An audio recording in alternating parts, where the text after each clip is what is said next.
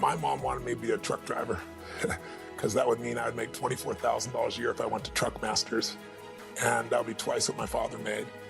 And she thought that would happen, but something inside of me said, I don't want to drive a truck. There's something else that matters more to me, and I decided I was not gonna go for money instead of passion. And the rewards have been pretty amazingly better than being a truck driver. Not bad being a truck driver, it's just not what I was after. And I look back, and one of the things that helped me was my original teacher, Jim Rohn, who was a personal development speaker. I went to hear when I was 17. He said something the first time I heard him, and he said, you know, it's really simple. If you want life to change, you got to change. If you want life to be better, you've got to get better. It's the only way it happens. And luck will show up for people and it'll leave them. But if you're constantly improving who you are and what you give, game over. When people ask me, what does it take to be happy? I always tell them one word: progress.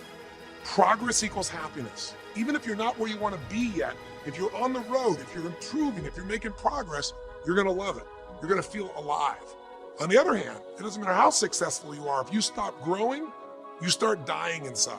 I've always had this belief: if you want to be successful at anything in life, never leave the sight of setting a goal without doing something that commits you to fulfillment. If you get, like, you're in state, right, when you do something, while you're in state, that's the time to commit yourself to something that makes you follow through.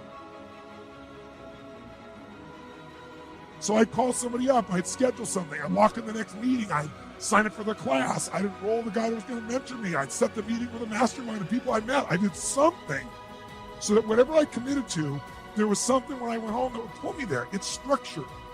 This could be the greatest time you ever live if you control what you focus on, if you find a more empowering meaning, and if you decide to model the actions of those who succeeded before you. It can be the best financial time, the best emotional time, the best spiritual time of your life, but you better take control of your state. And if you think you're going to do it just by today, you're wrong. You're going to need to get yourself some rituals.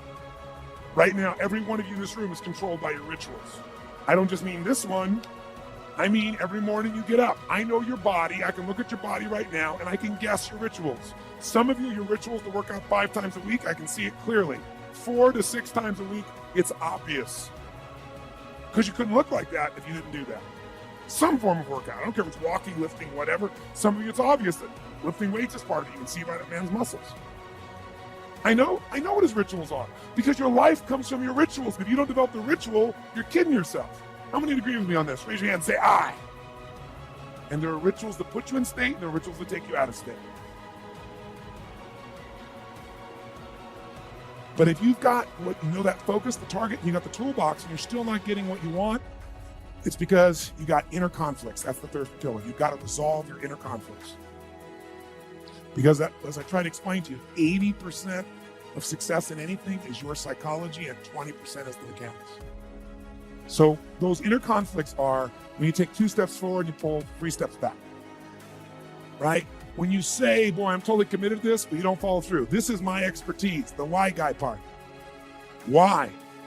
Why do you keep saying you want this? You have crystal clarity, you have the tools, and you're still not getting it? There's a conflict in you. Align your life with what is most important to you. And then once you are in a position where you're aligned, guess what you'll do? Take action. You won't have to work at it. When everything's in alignment, there's nothing pulling you away, boom, you go for it. Progress comes when you tell yourself the truth and you're able to feel the uncertainty and take action anyway. The thing that stops us all is fear. It's no surprise. Fear of failure, fear of rejection, fear of the unknown, fear of not looking good. And that fear we could translate into the simple thing of uncertainty. Now, when you look at someone who's incredibly successful, you look at someone who's truly a leader in their life or in their field, the one thing they have in common is they exude this sense of certainty. Now, where's that come from? Is it inborn? Are they lucky? Are things just going their way? No, great leaders know how to step in the uncertainty and bring the certainty to the situation.